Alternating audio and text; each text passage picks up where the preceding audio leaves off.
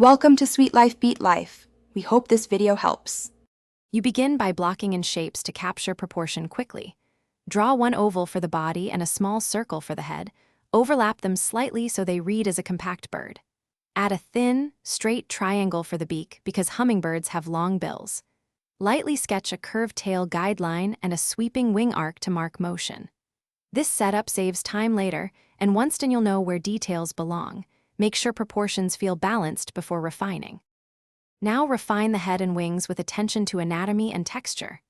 Add the eye slightly back from the beak base and block a gorget shape on the throat. That's where the ruby color will go.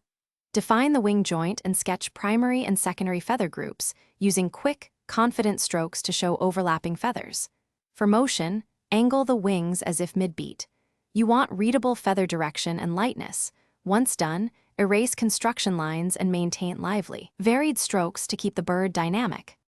Finish by inking or darkening key contours while keeping the beak and legs delicate. Shade the gorget using layered tones to suggest iridescence. Place highlights where light hits to create the ruby effect. Add subtle feather texture with short strokes and soften edges where feathers overlap. Place a simple branch for context. If proportions look off, compare head to body and wing lengths, then gently adjust by erasing small areas rather than redoing everything. This targeted tweak preserves detail and fixes balance quickly. Thanks for watching. Consider subscribing if we helped you.